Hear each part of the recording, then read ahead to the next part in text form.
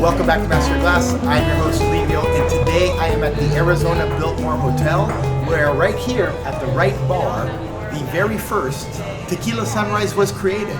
So, is it different to how we drink it today? Let's find out. Andiamo. The Biltmore in Arizona is an amazing hotel, and it's basically known as an Arizona landmark with about a century of legacy. When it opened in 1929, the press said that it was the opening of the decade.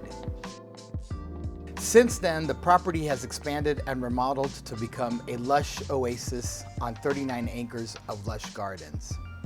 The Tequila Sunrise, at least the one created here, dates back to the early 1930s or 40s when Gene Sullett, an employee of the Biltmore, created it for a longtime guest who basically asked for a tequila drink to enjoy outside by the pool.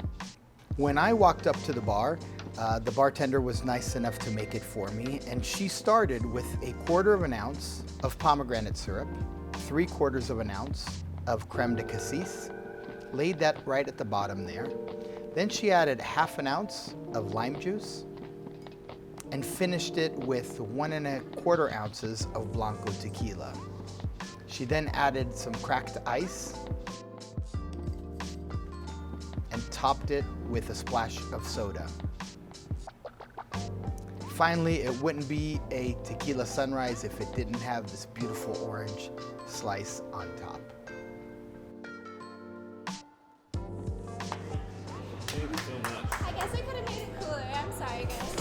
So when you receive the drink, you definitely want to give it a mix because they don't mix it on purpose so that it can have the multicolor.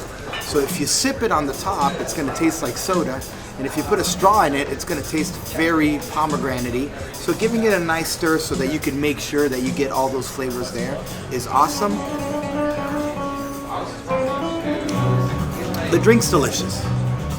It's funny enough, I'm now getting a little bit of chocolate notes in my mouth, but very predictable. Tequila, pomegranate syrup, creme de cassis, which is very berry flavor, tart berry flavor, lime juice, which is obviously acidic and fresh, and soda water, which gives you those bubbles.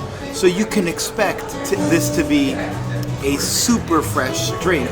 But this is one of those examples where the sum of the parts is bigger than the parts themselves.